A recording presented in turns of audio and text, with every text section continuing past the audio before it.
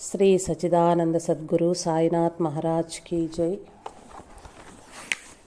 దైవంతో సహజీవనం, శ్రీరామకృష్ణుల సన్యాస శిష్యుల జీవిత చిత్రణలు, స్వామి బ్రహ్మానంద.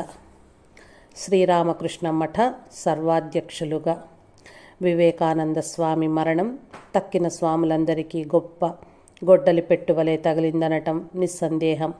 కానీ కాకలు తీరిన తన అనుభవం, అద్భుతమైన వ్యావహారిక పరిజ్ఞానం, నిస్వార్థ ప్రేమ, అపరిమిత దయ, వీటన్నింటికీ మించి ఆధ్యాత్మిక తపశ్శక్తితో రామకృష్ణ మిషన్ను ముందుండి నడిపింప బ్రహ్మానంద స్వామి సిద్ధమైనారు. ఎదుటి వ్యక్తి గుణగణాలను ఒక్క చూపుతోనే అంచనా వేయగలిగిన బ్రహ్మానంద స్వామి ఆ విధంగానే స్వాములకు మార్గదర్శకత్వం వహించారు. వారితో ఈ విధంగా అనేవారు: మీ మనస్సంతా భగవంతునికి సమర్పించండి. మానసిక శక్తిని దుర్వినియోగపరచకపోతే మీ మనస్సులో ఒక చిన్న భాగంతోనే ఈ ప్రపంచమంతా ఆశ్చర్యపడే రీతిన అద్భుతమైన కార్యాలు సాధించగలుగుతారు. శ్రీరామకృష్ణ సంస్థ అధిపతిగా బ్రహ్మానంద స్వామి ధైర్యంగా, శాంతంగా సమస్య తరువాత సమస్యను ఎదుర్కొన్నారు. అమెరికా నుంచి తురియానంద స్వామి 1902 జూలై 14వ తేదీన బేలూరు మఠం విచ్చేశారు. స్వామీజీ మరణం వార్త ఆయన హృదయాన్ని కలిచివేసింది. బ్రహ్మానంద, శారదానంద స్వాములు ఆయనకు హార్దిక స్వాగతం పలికారు. తురియానందుని స్థానంలో త్రిగుణాతీతానంద స్వామి శాన్ ఫ్రాన్సిస్కో పంపబడ్డారు. వివేకానంద స్వామిచే ప్రారంభించబడిన ఉద్బోధన్ పత్రికకు త్రిగుణాతీతానంద స్వామి సంపాదకుడిగా వ్యవహరిస్తూ పత్రికా నిర్వహణ కూడా చేసేవారు. ఆ పత్రిక ఆర్థికంగా చాలా కుంటుపడింది. బ్రహ్మానంద స్వామి ఆ పత్రికా సంపాదకుడిగా శుద్ధానంద స్వామిని నియమించి పత్రికా నిర్వహణకు అవసరమైన ధనం విరాళాలుగా సేకరించటానికి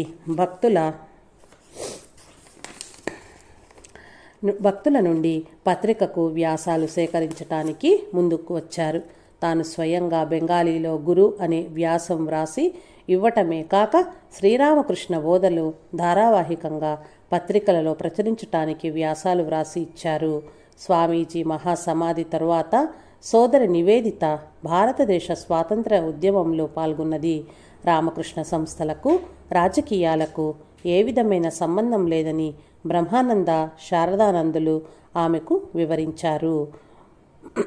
అందుచేత ఆమె స్వాతంత్ర ఉద్యమ సభ్యురాలిగానో లేక రామకృష్ణ సంఘ సభ్యురాలిగానో ఏదో ఒకటి మాత్రమే ఎన్నుకొనవలసి వచ్చింది. ఆమె స్వాతంత్ర ఉద్యమ భాగస్వామ్యాన్నే ఎంచుకున్నది. కానీ బ్రహ్మానంద స్వామి ఆమెపై ఎల్లప్పుడూ ఎంతో ఆప్యాయతను చూపిస్తూ ఆమె చేసే విద్యా కార్యక్రమాలకు సహాయం చేసేవారు.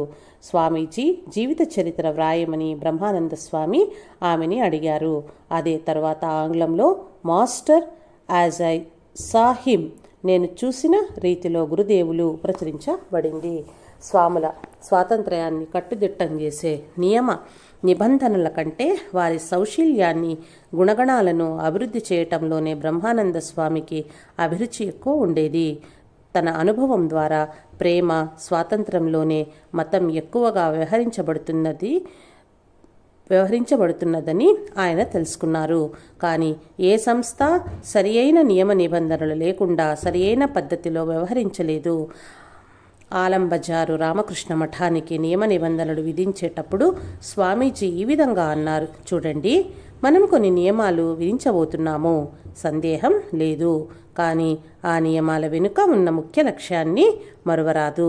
అన్ని నియమ నిబంధనలకు అతీతుల అవటమే మన ముఖ్య లక్ష్యము.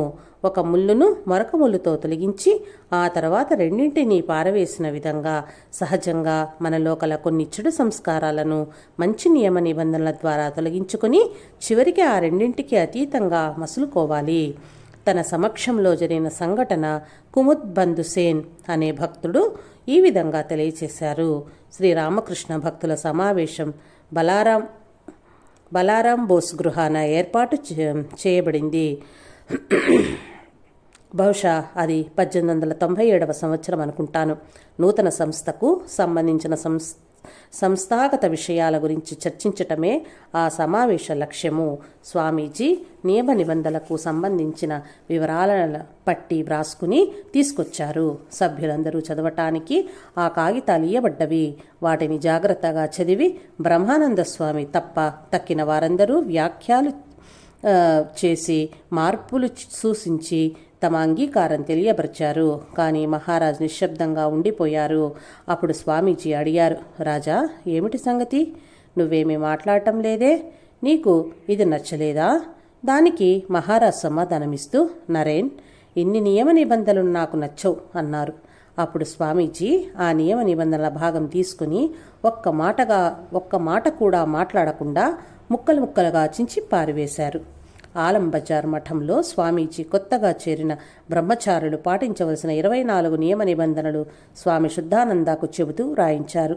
అదేవిధంగా సాధారణ నియమ నిబంధనలను నీలాంబరా బాపుగారి బేలూరు ఉద్యాన గృహాన శివానంద స్వామికి చెప్పి వ్రాయించారు. స్వామి వాసుదేవానంద ఈ విధంగా వ్రాశారు. బేలూరు మఠంలో బ్రహ్మానంద స్వామి గదిలో ఒకరోజు ఉదయం రామకృష్ణ సంస్థల ఈ నియమాలన్నీ పెద్దగా చదవబడ్డవి.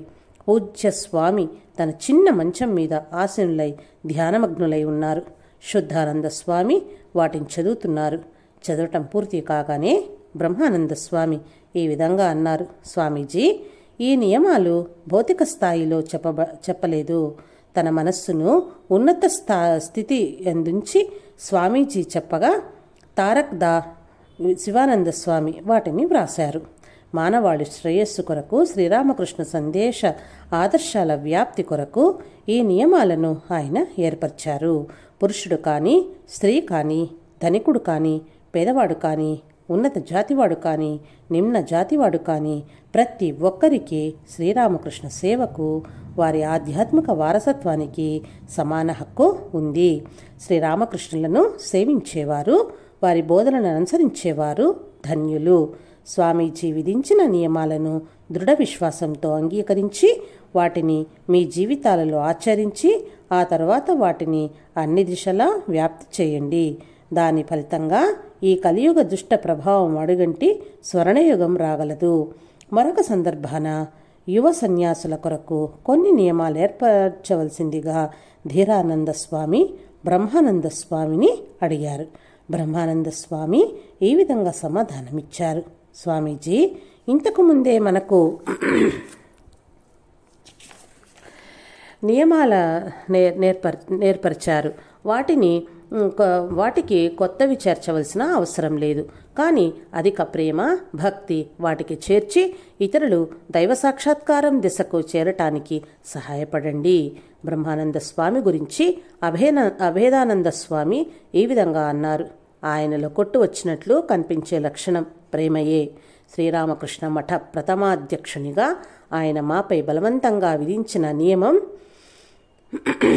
ప్రేమ తప్ప మరొకటి లేదు. ఆ ప్రేమ శక్తి చేతనే ఆయన అందరిపై ఆధిపత్యం పొందగలిగారు. ఎక్కువ కాలం బయటే ఉండటం చేత బ్రహ్మానంద స్వామి రామకృష్ణ మఠ కార్యవర్గ సమావేశాలలో పాల్గొనేవారు కాదు. బ్రహ్మానంద స్వామిని సంప్రదించి వారి అనుమతితో సంఘ కార్యదర్శి శారదానంద స్వామి దైనందిన సంఘ కార్యక్రమాలు నిర్వహించేవారు. బేలూరు మఠంలో ఉన్న సంఘ పాలనాపర సమావేశాలలో పాల్గొనటానికి బ్రహ్మానంద స్వామి ఇచ్చగించేవారు కాదు. ఒక రోజున స్వామీజీ శిష్యుడైన ఒక కార్యవర్గ సభ్యుడు బ్రహ్మానంద స్వామిని ఈ విధంగా అడిగారు, మహారాజ్, ఈ సమావేశాల్లో పాల్గొనటానికి మీరెందుకంత అయిష్టత చూపిస్తారు? అందుకు స్వామి ఈ విధంగా సమాధానమిచ్చారు, చూడు, ఈ ప్రపంచమంతా ఒక నీడలా అనిపిస్తుంది నాకు. ఈ వివరాలన్నీ తెలుసుకోవటం నాకు చాలా కష్టమనిపిస్తుంది. స్వామి అశోకానంద ఈ విధంగా వ్రాశారు, బ్రహ్మానంద స్వామి సమావేశాలకు హాజరు కాకపోయినా సంస్థలో జరిగే విషయాలన్నింటి గురించి చాలా జాగ్రత్తగా కనిపెట్టి ఉండేవారు. ఆయనకు ఆ విషయాలన్నీ ఎలా తెలుస్తావో ఎవరికి తెలిసేది కాదు. కానీ ఆయనకన్ని విషయాలు తెలిసేవి. ఒక్కోసారి ఆయన ఎదుట వారిని చాలా ఇబ్బందికి గురిచేసేవారు. ఉదాహరణకు ఏదైనా మఠపు శాఖ నుంచి వచ్చిన వారిని మీ ఆశ్రమంలో ఆవి ఎలా ఉంది, దాని దూడ ఎలా ఉంది, కూరగాయల తోటలో కూరగాయలు బాగా పండాయా, పళ్ళ తోట ఎలా ఉంది, ఈసారి ఎన్ని మామిడి పళ్ళు దిగాయి, ఇటువంటి ప్రశ్నలు వేసేవారు. నన్ను ఒకసారి వారు మా ఆశ్రమ ఆవు దూడ గురించి అడగటం నాకు జ్ఞాపకమున్నది. సరియైన సమాధానం ఇవ్వలేక నేను చాలా ఇబ్బంది పడ్డాను. ఆయనకన్నీ తెలుసు. బాహ్య కార్యక్రమాల గురించే కాక స్వాముల ఆధ్యాత్మిక స్థితి గురించి కూడా వారు జాగ్రత్తగా గమనించేవారు. వారికి సరియైన త్రోవ చూపటమే కాక వాస్తవంగా ఆసక్తి గల వారికి కావలసిన చేయూతను అందించేవారు. ఒకసారి శారదానంద స్వామి ఒక యువ సన్యాసితో ఈ విధంగా అన్నారు. నేను ఏదైనా చెబితే అది సరైనదో కాదో నువ్వు విచారించి నిర్ణయించుకోవాలి. కానీ మహారాజ్ ఏదైనా చెప్తే నిర్భయంగా నిస్సందేహంగా అది సత్యమేనని అంగీకరించవచ్చు. ఉత్తర భారతదేశంలో తన అధ్యక్ష కాలంలో సంస్థ కార్యక్రమాల నిర్వహణకై బ్రహ్మానంద స్వామి భారతదేశంలోని వివిధ ప్రదేశాలలో విస్తృతంగా పర్యటించారు. 1903 సంవత్సరం మధ్యకాలంలో ఆయన వారణాసిలో ఒక నెలపాటు నివసించారు. అక్కడ ఆర్థిక సమస్యలతో ఉన్న రామకృష్ణ అద్వైత ఆశ్రమ సహాయం నిమిత్తం విరాళాలు వసూలు చేశారు. కొంతమంది స్వామీజీ యువభక్తులు పేదవారి సేవా సంస్థను ప్రారంభించారు. ఆ సంస్థయే తరువాత రామకృష్ణ మిషన్ హోమ్ ఆఫ్ సర్వీస్గా రూపొందింది. అధికారికంగా ఆ సంస్థను రామకృష్ణ మఠంతో అనుబంధపరచటమే కాక హోమ్ ఆఫ్ సర్వీస్ పక్కనే కల భూములు కొనటానికి, అక్కడ భవనాలు నిర్మించటానికి ఆయన ఏర్పాటు చేశారు. అక్కడి నుంచి ఆయన కంఖోల్ హరిద్వార్ వెళ్లారు. హరిద్వార్ వెళ్లారు. కంకల్లో స్వామీజీ శిష్యుడు కళ్యాణానంద స్వామి అనారోగ్య పీడిత స్వాములకు గుడిసెలలో వైద్య సేవ చేస్తున్నారు. ఒక కలకత్తా భక్తుని సహాయంతో బ్రహ్మానంద స్వామి కంకల్లో 15 ఎకరాల భూమి కొనుగోలుకు ఏర్పాటు చేసి అక్కడ భవన నిర్మాణ పర్యవేక్షణకై విజ్ఞానానంద స్వామిని పంపారు. తానొక పెద్ద సంస్థకు అధిపతి అయినా ఆయనను కర్మ ఏ విధంగానూ బంధించలేదు. తనకు సమయం అవకాశం దొరికినప్పుడల్లా తనకు ఇష్టమైన 4 పుణ్యక్షేత్రాలలో వారణాసి, కంఖల్, బృందావనం, పూరీలలో ఏదో ఒక చోట సాధన అనుష్ఠానం చేసేవారు. నిజమైన ఆధ్యాత్మికవాదిగా ఆయా పుణ్యక్షేత్రాలలో ఆధ్యాత్మిక వెల్లువ ప్రవహించే సమయాన్ని సరిగ్గా గ్రహించి ఆయన సాధన చేసేవారు. ఆయన ఇలా అనేవారు: ప్రతి ప్రదేశంలోనూ ఆధ్యాత్మిక సాధనలకు అనుకూలమైన సమయం ఒకటి ఉంటుంది. బృందావనంలో అర్ధరాత్రి, వారణాసిలో తెల్లవారుజామున 3 గంటల నుంచి ఉషోదయం వరకు, పూరిలో మధ్యాహ్న సమయము, భువనేశ్వర్, బేలూరు మఠాలలో తెల్లవారుజామున 4 గంటల సమయము అనుకూలమైనవి. కంఖాల్ గురించి ఆయన ఈ విధంగా అన్నారు: ఇది చాలా పవిత్రమైన ప్రదేశం. ఇక్కడ ఎక్కువ ప్రయత్నం లేకుండానే జపధ్యానాలలో నిమగ్నమైపోవచ్చు. ఈ వాతావరణమే అద్భుతం.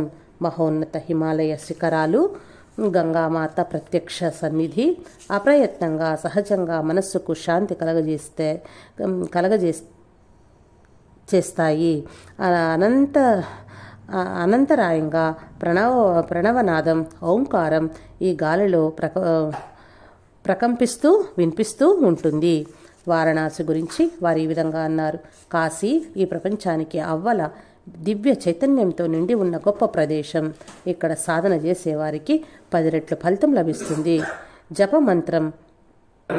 జపమంత్రం అతి త్వరితంగా సజీవంగా చైతన్యవంతం అవుతుంది. కంకల్లో 1 మాసం ఉన్న తరువాత మహారాజ్ సాధనలు చేసే నిమిత్తం తురియానంద స్వామితో కలిసి బృందావనం వెళ్లారు. ఈ సమయంలో ఒక ప్రేతం తనకే విధంగా ఆధ్యాత్మిక సాధనలకు, భక్తి పెంపుదలకు తోడ్పడిందో ఇలా తెలియచేశారు: ఆ కాలంలో నేను తురియానంద స్వామి కలిసి నివసిస్తూ సకాలంలో జపధ్యానాలు సాధన చేసేవాళ్లము. అవసరమైతే తప్ప ఒకరితో ఒకరు మాట్లాడుకునే వాళ్ళం కాదు. రాత్రి 8 గంటలకు భిక్ష ద్వారా వచ్చిన రొట్టె కొద్దిగా తిని నిద్రించేవాళ్లము. సరిగా అర్ధరాత్రి సమయానికి లేచి ముఖం గడుక్కుని ధ్యానానికి కూర్చునేవాళ్లము. ఒకరోజు రాత్రి నేను నిద్రిస్తుండగా నన్నెవరో పక్కకు తోసినట్లు అనిపించింది. ఒక స్వరం ఈ విధంగా వినిపించింది: రాత్రి 12 గంటలయ్యింది, ధ్యానానికి కూర్చోవా? నేను వెంటనే లేచాను, కానీ ఇంకా నిద్రమత్తులోనే ఉన్నాను.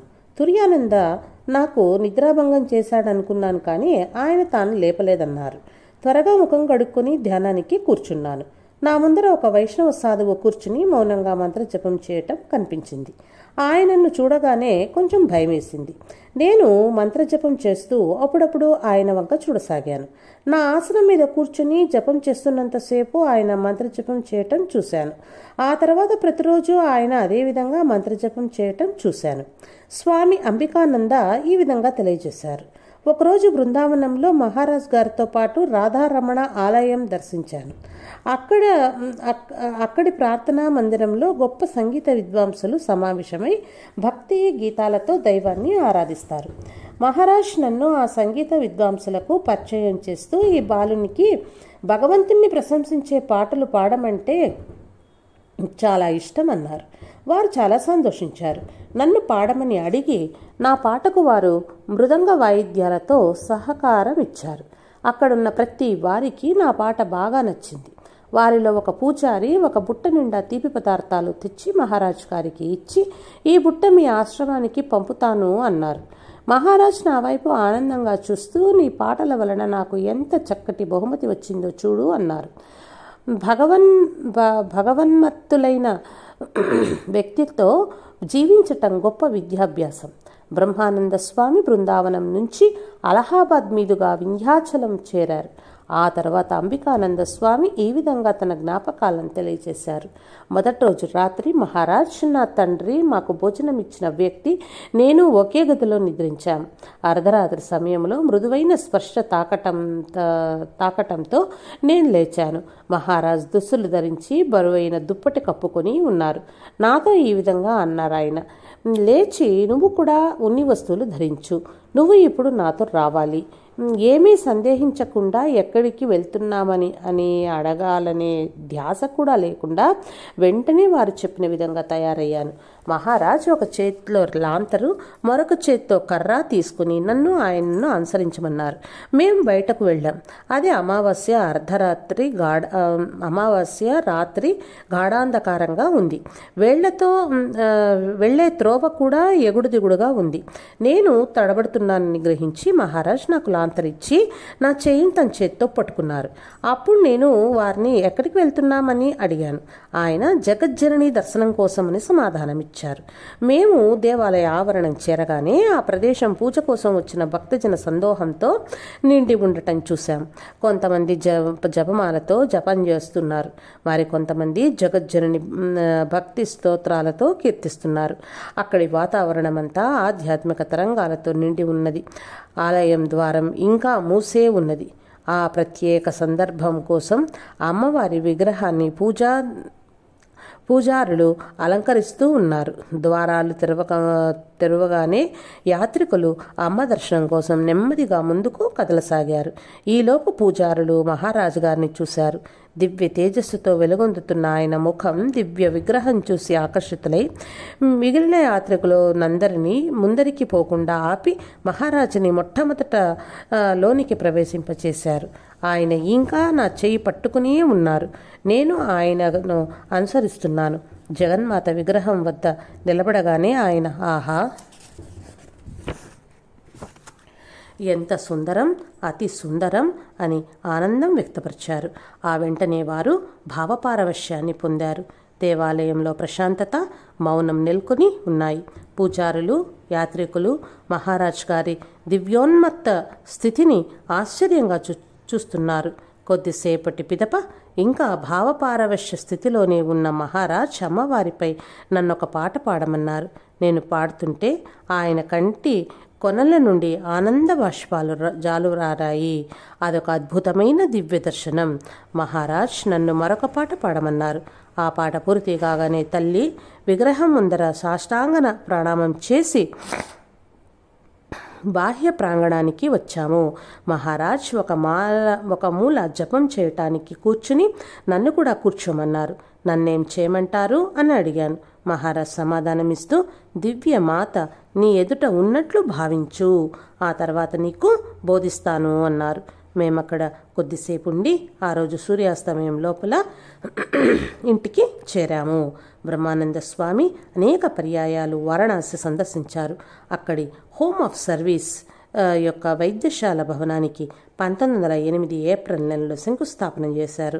మళ్ళా 1912లో వారణాసి, ఆ తర్వాత మార్చిలో ఖంకల్ వెళ్ళి ఆ సంవత్సరానంతరం వరకు అక్కడే ఉన్నారు. అక్కడే ఆశ్రమంలో దుర్గా పూజ జరిగేటట్లు ఏర్పాటు చేశారు. వైద్యశాలలో హోమియోపతి మందు ఇస్తున్న ఒక స్వామితో బ్రహ్మానంద స్వామి ఈ విధంగా అన్నారు: చూడు నాయనా, నీ పని జీవన్మరణాలకు సంబంధించింది. నీ శక్తిని గురించి హెచ్చుగా అంచనా వేసుకోకు. నువ్వు మందు ఇచ్చేటప్పుడు శ్రీరామకృష్ణుని ఈ విధంగా ప్రార్థించు: గురుదేవా, రోగి అనారోగ్యాన్ని నివారించే మందును ఎన్నుకునేటట్లు నన్ను ఆశీర్వదించు. అప్పుడు గురుదేవులు నీ ద్వారా పనిచేస్తున్నట్లు భావించగలుగుతావు. బ్రహ్మానంద స్వామి ఖంకల్ దర్శించటం ఇదే ఆఖరిసారి. నవంబర్ 1912లో శారదాదేవి తన పరివారంతో సహా వారణాసి వెళ్ళి అక్కడ 2 రామకృష్ణ కేంద్రాలను సమీపంలో ఉన్న భక్తుని ఇంట బస చేశారు. Ramakrishna mission home of service కార్యక్రమాలు ఆమెకు చూపించటానికి బ్రహ్మానంద స్వామి ఇతర స్వాములు కూడా ఆమెతో వెళ్లారు. ఆ సందర్శనచే అంతానందం పొందిన శ్రీ శారదాదేవి ఈ విధంగా అన్నారు: శ్రీరామకృష్ణులు ఈ ప్రదేశంలో ఎల్లప్పుడూ ఉంటారు. తల్లి లక్ష్మీదేవి దయార్ద్ర దృష్టి ఇక్కడ తప్పక ఉంటుంది. తన సంతోషానికి చిహ్నంగా ఆమె ఒక 10 రూపాయల నోటు విరాళంగా ఇచ్చారు. అది ఈనాటికి ఆ కేంద్రంలో అతి జాగ్రత్తగా భద్రపరచబడి ఉన్నది. అదే సమయంలో మా కూడా వారణాసిలో ఉన్నాడు. భగవత్ సాక్షాత్కారం పొందక మునుపు సాంఘిక సేవ చేయుట గురుదేవులు అంగీకరించలేదని ఆయన తరచూ వ్యక్తపరిచే భావం స్వాముల మధ్య భేదాభిప్రాయాలకు కలగజేస్తోంది. బ్రహ్మానంద స్వామి కోరికపై ఒక స్వామి మాతో ఈ విధంగా అన్నారు: హోమ్ ఆఫ్ సర్వీస్లో జరిగే సేవా కార్యక్రమాలన్నీ గురుదేవుల సేవయే అని, ఆయన ప్రత్యక్షంగా అక్కడ ఉన్నారని శ్రీ శారదాదేవి ఇప్పుడే చెప్పారు. ఇప్పుడు మీరేమంటారు? మా నవ్వుతూ, ఇక నేను ఏ విధంగా దానిని కాదనగలను అని సమాధానమిచ్చాడు. శారదామాత పట్ల బ్రహ్మానంద స్వామికి అపరిమితమైన భక్తి ఉండేది. ప్రతిరోజు ఉదయం వెళ్ళి ఆమెకు నమస్కరించేవారు. భావోద్రేకంతో వశం తప్పుతానేమోననే భయంతో వారు ఆమె ఉన్న మేడపైకి వెళ్ళక క్రింది ముందే వంగి నమస్కారం చేసేవారు. ఒకరోజు గోలప్మ రాఖాల్ భక్తుడు పూజ ప్రారంభించేటప్పుడు జగజ్జనని అయిన శక్తి అనుగ్రహం కోసం ఎందుకు ప్రార్థిస్తాడు అని అమ్మ అడుగుతోంది అన్నది. అందుకు సమాధానమిస్తూ బ్రహ్మానంద స్వామి, బ్రహ్మజ్ఞాన ద్వారపు తాళం చెవి జగన్మాత వద్దనే ఉంటుంది కనుక అమ్మ దయతలిచి ఆ ద్వారం తెరిస్తే తప్ప పరబ్రహ్మాన్ని తెలుసుకునే మార్గమే లేదు అన్నారు. ఒకరోజు శ్రీ శారదాదేవి వారణాసికి 7 మైళ్ళ దూరంలో ఉన్న సారనాథ్ని దర్శించారు. నిర్వాణం పొందిన పిదప తన ప్రప్రథమ ధర్మోపన్యాసాన్ని బుద్ధ భగవానులు ఇక్కడే బోధించారు. నిఖిలానంద స్వామి ఈ విధంగా వ్రాశారు: ఇంకొక గుర్రపు బండిలో బ్రహ్మానంద స్వామి మరో 3 భక్తులు శారదాదేవితో పాటు వచ్చారు. అమ్మ ఆ ప్రదేశం అంతా తిరుగుతూ బుద్ధునితోనూ ఆయన అనుయాయులతోనూ అనుబంధం కలిగిన కట్టడాల శిథిలాలు చూస్తున్నారు. చాలామంది యూరోపియన్ దేశస్థులు కూడా వాటిని దర్శించటం ఆమె గమనించారు. ఆ సందర్శకుల గురించి అమ్మ ఈ విధంగా అన్నారు: వారు ఈ కట్టడాలను తమ పూర్వజన్మలో నిర్మించారు. కొద్ది శతాబ్దాల క్రితం తాము చేసిన దానిని చూడటానికి మరలా ఇప్పుడు వచ్చారు. అద్భుతమైన ఈ శిథిలాలను దర్శించి ఆశ్చర్యంతో వారి నోట మాట రావటం లేదు. వారణాసికి తిరిగి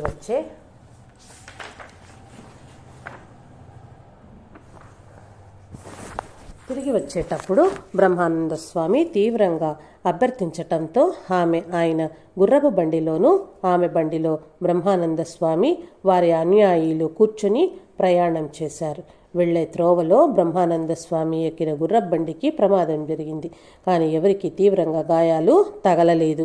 ఇది వినగానే అమ్మ నాకు జరగవలసిన ఈ ప్రమాదాన్ని రాఖాల్ తన భుజం మీద బలవంతంగా తీసుకున్నాడు. నాతో పాటు చాలామంది బిడ్డలున్నారు. వారికి ఏమయ్యేదో ఎవరు చెప్పగలరు అన్నారు. ఫలభరితమైన వృక్షం వంగిపోయిన నిజమైన ఆధ్యాత్మిక సాధకుడు అణుకువ, నమ్రత కలిగి ఉంటాడని బ్రహ్మానంద స్వామి తన జీవితం, చర్యల ద్వారా తెలియజేశారు. మహారాజ్ చెప్పిన ఈ క్రింది సంఘటనలను కమలేశ్వరానంద స్వామి ఈ విధంగా తెలియజేశారు. మరుగుదొడ్లు శుభ్రపరిస్తే తన అహంకారం పోయినట్లు భావించగలనని గురుదేవులు ఒకసారి అనుకున్నారు. ఓ రాత్రి ఆ భావానికి కార్యరూపం కల్పించారు ఆయన. ఆ మధ్య ఒకరోజు నేను ఇతర స్వాములతో కలిసి విశ్వనాథుని దర్శనం కోసం వెళ్ళాను. నేను చక్కటి దుస్తులు ధరించి చాలా గౌరవనీయమైన స్వామి వలె కనిపిస్తున్నాను. విశ్వనాథ మందిర ప్రాంగణాన్ని ఒక అతను ఊడుస్తుండటం చూశాను. నా అణుకువను, వినయాన్ని పరీక్షించుకునే అవకాశం కలిగిందనుకున్నాను. ఆ ఊడ్చేవాని వద్దకు వెళ్ళి చీపురునివ్వమని అడిగాను. స్వామి నవ్వటం చేత అతడు చీపురు ఇవ్వటానికి అయిష్టంగా ఉండటం చూసి ఒక నాణ్యాన్ని ఇచ్చాను. అతడి చేత నుంచి చీపురు తీసుకుని విశ్వనాథ మందిర ప్రాంగణం కొన్ని గంటల పాటు పరిశుభ్రం చేసి వర్ణనాతీతమైన ఆనందాన్ని పొందాను. నా హృదయం సంతోషభరితమైంది. అణుకువలో అవ్యక్తానందమైంది. దైవ దర్శనం కన్నా దేవాలయాన్ని పరిశుభ్రం చేయటంలో నాకు ఎక్కువ ఆనందం కలిగింది. బెంగాలీ భాషలో బ్రహ్మానంద స్వామి సేకరించిన శ్రీరామకృష్ణ బోధలు మొదట వరుసగా ఉద్బోధన్ పత్రికలోను, తరువాత వర్డ్స్ ఆఫ్ ద మాస్టర్ గురుదేవుల పలుకులు అనే పేర ఆంగ్లంలోనూ ప్రచురించబడినవి. వారణాసి సందర్శనలో ఆ గ్రంథం పూర్తిగా చేశారు. ఈ బోధలు వ్రాతపతి సిద్ధం చేసేటప్పుడు ఆయన తన గదిలో ఎవరినీ ఉండనిచ్చేవారు కాదు. మహారాజ్ ఒక్కొక్కసారి అర్ధరాత్రి లేచి ఆ వ్రాతప్రతి తీసుకురమ్మని తన సేవకునికి చెప్పేవారు. ఒకసారి ఆ వార్తాప్రతిలో తప్పులు సరిదిద్దాక ఆయన ఇలా అన్నారు. గురుదేవులు వచ్చి నేనది చెప్పలేదు. నేను చెప్పినది అని నాకు తెలియచేశారు. ఆ గ్రంథ ఉపోద్ఘాతంలో శారదానంద స్వామి ఈ విధంగా వ్రాశారు. ఆధ్యాత్మిక లక్ష్యాన్ని సాధించటంలో వివేకానంద స్వామి తర్వాత అంతటివాడని శ్రీ గురుదేవులు భావించిన వ్యక్తి లేఖిని నుండి ఈ ప్రస్తుత గ్రంథం వెలువడుతున్నది.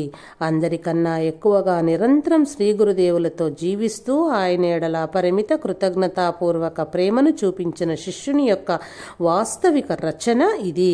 శ్రీ గురుదేవుల అమూల్య వాక్కులకు మొరటుగా సంస్కారరహితంగా స్వరూపమే మార్చి తమకు అనుగుణంగా చాలామంది చెప్పుచున్న ఈ రోజులలో ప్రజలకు శ్రీ గురుదేవుల బోధల నిజస్వరూపాన్ని ఈ రచన వాస్తవ రీతిన సరిగ్గా తెలియచేస్తుంది. కర్మయోగం అవగాహన కందినది. మనస్సును పరిశుద్ధం చేసుకోవటానికి ఇది అద్భుతమైన మార్గము. కానీ సరి అయిన దృక్పథంతో ఆచరించని ఎడల అది అహంకారాన్ని, పదవీ పోరాటాలను, తగులాటలను, అభిప్రాయ భేదాలను పెంచుతుంది. వారణాసిలో రామకృష్ణ అద్వైత ఆశ్రమం హోమ్ ఆఫ్ సర్వీస్ స్వాములు కొందరు పోటీ బృందాలుగా వారణాసిలో రామకృష్ణ అద్వైత ఆశ్రమం, హోమ్ ఆఫ్ సర్వీస్ రెండు పక్కపక్కనే ఉన్నవి. ఈ రెండు కేంద్రాలకు చెందిన అశిక్షితులైన స్వాములు కొందరు పోటీ బృందాలుగా ఏర్పడి తమలో తాము తగాదాలాడుకోసాగారు. వారి మధ్య భేదాభిప్రాయాలను రూపుమాప తుర్యానంద, శారదానందులు చేసిన ప్రయత్నాలు ఫలించలేదు. అప్పుడు బ్రహ్మానంద స్వామి భువనేశ్వర్లో ఉన్నారు. ఆయనకి పరిస్థితి తెలుపగానే ఏమీ చెయ్యవద్దు, స్వయంగా నేనే వస్తున్నాను అంటూ సమాధానం ఇచ్చారు. బ్రహ్మానంద స్వామి 1921 జనవరి 20వ తేదీన వారణాసి చేరారు. కొత్తగా మఠంలో చేరి పోట్లాటలలో పాలు పంచుకున్న వ్యక్తులు బ్రహ్మానంద స్వామి తమనే విధంగా శిక్షిస్తారోనని, లేదా కనీసం తమని పిలిచి సమావేశాలు ఏర్పరిచి త్రిడతారని చాలా భయపడిపోయారు. ఆయన ఎటువంటి సమావేశాలు ఏర్పాటు చేయట్లేదు. పని గురించి కానీ, పోట్లాటల గురించి కానీ ఒక్క ప్రశ్న కూడా అడగలేదు. 2 కేంద్రాల స్వాములు తనతో పాటు ఉదయము, సాయంత్రము ధ్యానంలో పాల్గొనాలని, ధ్యానం తరువాత భక్తి గీతాలాపన, ప్రశ్నలు సమాధానాలు ఉంటావని మామూలుగా ప్రకటించారు. ఆ విధంగా కొద్ది రోజులు గడిచాయి. స్వామీజీ జయంతి రోజున ఆయన ఆశ్రమానికి చెందిన 40 మందికి బ్రహ్మచర్య, సన్యాస దీక్షలనిచ్చారు. వారి మధ్యనున్న భేదాభిప్రాయాలను తగువులను మర్చిపోయేటంత ఉన్నత స్థితిలో వారి